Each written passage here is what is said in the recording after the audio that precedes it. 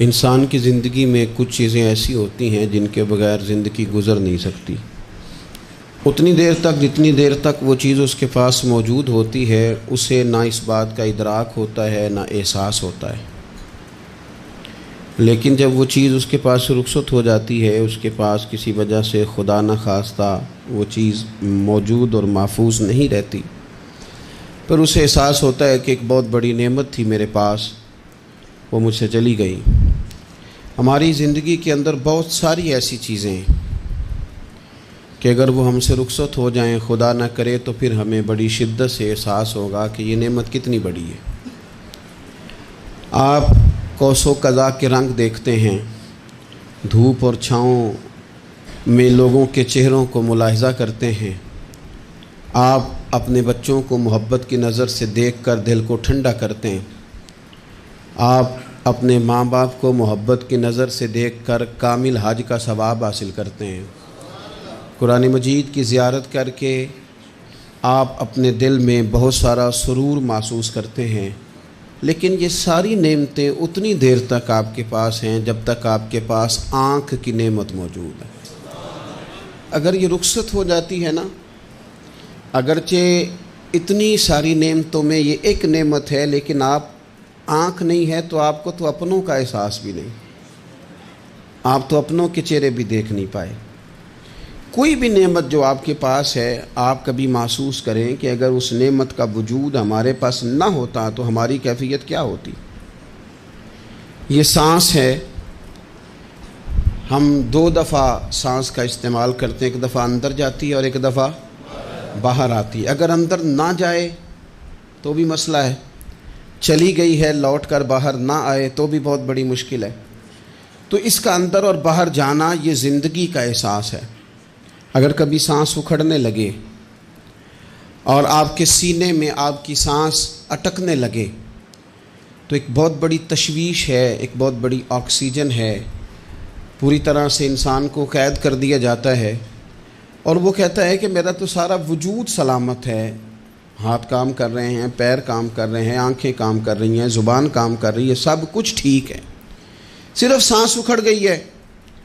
تو انسان محسوس کرتا ہے کہ یہ ساری چیزیں سلامت ہونے کے باوجود میرے کسی کام کی نہیں۔ آپ کے پاس جتنی بھی نعمتیں ہیں ان کو اگر آپ شمار کریں تو کبھی آپ کہیں گے کہ ساری نعمتوں میں آنکھ زیادہ ضروری ہے، کبھی کہیں گے کان زیادہ ضروری ہے، کبھی کہیں گے زبان زیادہ ضروری ہے، کبھی کہیں گے دل زیادہ ضروری ہے، کبھی کہیں گے روح زیادہ ضروری ہے، لیکن میں آپ سے عرض کروں ان ساری چیزوں کے بغیر گزارا ہو سکتا ہے، رسول کائنات کی غلامی کے بغیر گزارا نہیں ہوتا۔ کیوں؟ اس لیے کہ اگر حضور کی شفقت نہ ہو، نبی پاک علیہ السلام کی رحمت نہ ہو، وہ ابن القیم نے ایک جگہ پہ کہا تھا کہ یہ حضور نے ہمیں انسان بنایا ہے، یہ نبی پاک علیہ السلام نے انسانیت کے اسباق پڑھائے ہیں، اخلاقی رویے کیا ہوتے ہیں حضور نے بتلائے ہیں، اگر حضور کا کرم نہ ہوتا تو انسان ایک دوسرے کو کاٹ کے کھاتا۔ یہ حضور نے بتلایا ہے کہ تم نے کس طرح زندگی کو گزارنا ہے۔ محبوب کریم علیہ السلام کا وجود نور ایک ایسی چیز ہے کہ اگر وہ کائنات سے معاذ اللہ سائڈ پہ کر دیا جائے تو اس کائنات کا قائم رہنا کسی صورت بھی ممکن ہے ہی نہیں۔ اسی لیے تو اقبال نے کہا تھا کہ ہو نہ یہ پھول تو بلبل کا ترنم بھی نہ ہو، چمن دہر میں کلیوں کا تبسم بھی نہ ہو نہ یہ ساقی تو پھر میں بھی نہ ہو، خم بھی نہ ہو، اور بزم توحید بھی دنیا میں نہ ہو، تم بھی نہ ہو۔ وہ بڑی بات کہہ گئے ہیں، میں نے بھی اس کو کوئی نہیں کھولنا، کہتے ہیں بزم توحید بھی دنیا میں نہ ہو، تم بھی نہ ہو، خیمہ افلاق کا استادہ اسی نام سے ہے، اور نبض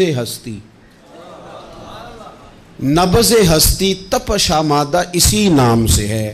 تو اقبال پھر ہمیں کرنا کیا ہے؟ کہنے لگے کرنا آپ کو یہ ہے کہ قوت عشق سے ہر پست کو بالا کر دے اور دہر میں اسم محمد سے اجالا کر دے، یہ کرنے کا کام ہے۔ اس رستے پہ آپ چل پڑیں۔ میرے بھائی، پہلی امتوں کے آپ تذکرے پڑھ لیں، کتابوں میں موجود ہیں، سورہ اعراف کو دیکھ لیں، اس میں بہت ساری چیزوں کا تذکرہ کر دیا گیا ہے، اور بھی قرآن مجید کی بے شمار صورتیں ہیں، آپ ان کو دیکھ لیں، اس پر غور کر لیں۔ جب قومیں نہیں مانتی تھی، انکار کرتی تھیں، تو اللہ تبارک و تعالیٰ انہیں تباہ کر دیتا تھا۔ بات نہیں مانی، ختم ہو گئی۔ ایک مقصد ہے نا جس کے لیے کسی چیز کو بنایا گیا ہے، تو مقصد تخلیق انسانیت کیا ہے کہ وما خلقت الجن والانس الا لیعبدون، جنوں اور انسانوں کو اللہ نے اپنی عبادت کے لیے پیدا کیا، اور ان کو جب عبادت کی دعوت دی گئی، جب انہیں پیغام دیا گیا اللہ تعالیٰ کی توحید کا، انہوں نے نہیں مانا، تو جس مقصد کے لیے بنایا تھا جب اس طرف ہی نہیں آئے۔ یہ پنکھا لگایا جاتا نا ہوا کے لیے، تو اگر پنکھا ہوا نہ دے تو اس کا کوئی چھت پہ کام ہے؟ اس کو اتار کے تو آپ سکریب والے کے پاس بھیج دیں گے، بھئی ختم ہو گئی بات۔ تو مقصد جو تھا نا اللہ کی عبادت تھی، تو جب قومیں اللہ کی عبادت کی طرف نہیں آئیں تو اللہ نے انہیں تباہ کر دیا اور صفحہ ہستی سے مٹا دیا۔ اللہ تعالیٰ کے پیارے محبوب علیہ السلام نے کفار مکہ کو، قریش کو، عالم عرب کو، عالم انسانیت کو دعوت دی، وداعیا الی اللہ باذنہ وسراجا منیرا۔ اس منصب پر فائز ہو کر حضور نے دعوت دی۔ جب انہوں نے دعوت کا انکار کیا، حضور نے انہیں عذاب سے ڈرایا، اللہ کے عذاب سے، چونکہ حضور نذیر ہیں۔ انہوں نے یہ کہا کہ اگر آپ کہتے ہیں نا کہ ہم پر عذاب آئے گا تو پھر آپ وہ عذاب لے آئیں، ہم پہ آئے۔ جب کوئی آدمی منہ سے تباہی مانگے،